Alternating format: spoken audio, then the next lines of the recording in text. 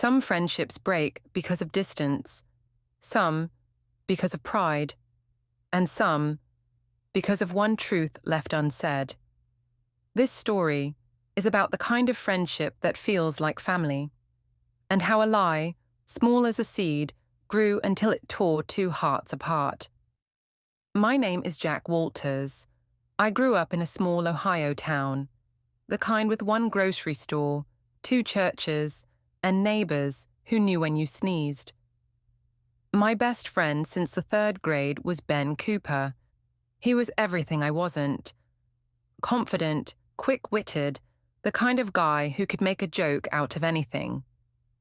We went through everything together.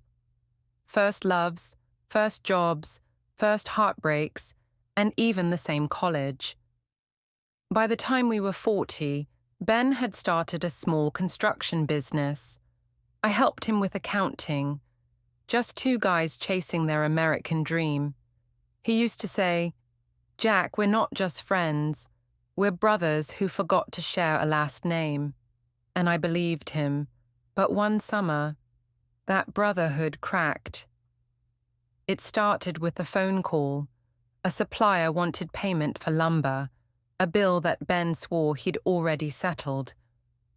When I checked the books, the numbers didn't add up. A few invoices were missing, a few payments unaccounted for. When I asked him, he laughed it off. "Don't worry, Jack.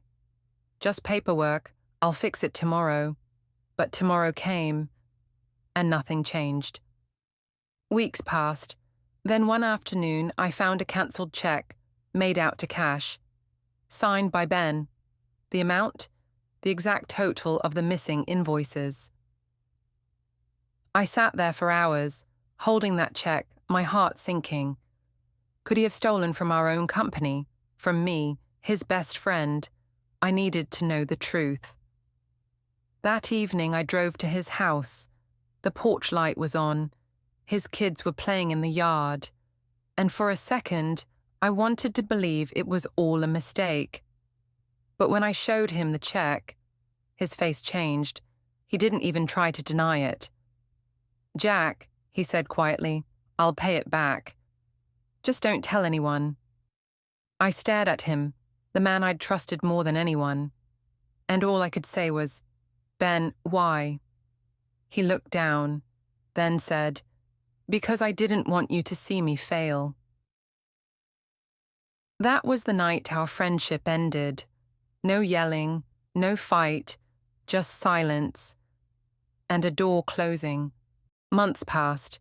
People in town noticed we weren't talking. No one asked why, but everyone felt it. Ben left the business. I took over. We built new lives. Separately. Every time I saw him at the grocery store or church, he'd nod politely. I'd nod back. And that was it. 5 years went by, 5 birthdays missed, 5 Christmases quiet. Then one day a letter came in the mail. No return address, just my name. Inside was a single line written in Ben's handwriting. "I wish I'd told you the whole truth." Attached was a photo, him and his wife, standing in front of a small house with a foreclosure sign. That's when I realized he hadn't taken the money to cheat me. He'd used it to keep his family from losing their home. I sat there, tears falling onto that paper. All the anger I'd carried for years suddenly felt small. The next morning, I drove to his house, or what used to be his house, but they'd moved. The neighbors said he'd left town after his wife got sick. No one knew where. I searched for months. Nothing. It was like he'd disappeared from the map. Then one day, I got a call from the hospital in Dayton. A nurse said, "Mr. Walters, your name's on Mr. Cooper's emergency contact list." My breath caught. After all those years, he still had my number.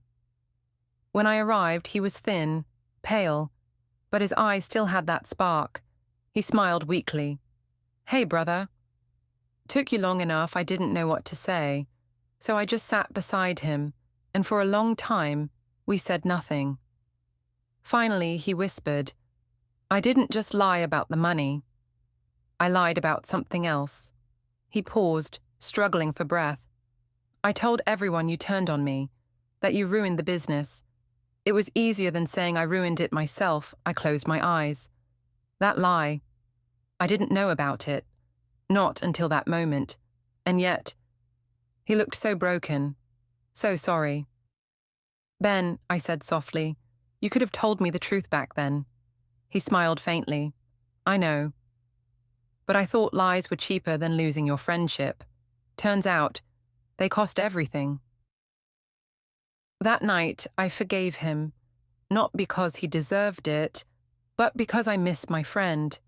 Ben passed away 2 months later, peacefully, quietly. At the funeral, his daughter handed me a sealed envelope.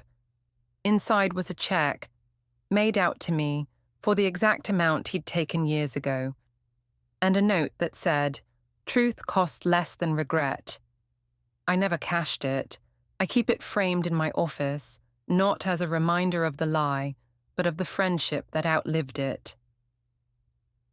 Sometimes I still visit his grave, bring 2 cups of coffee, his black, mine sweet.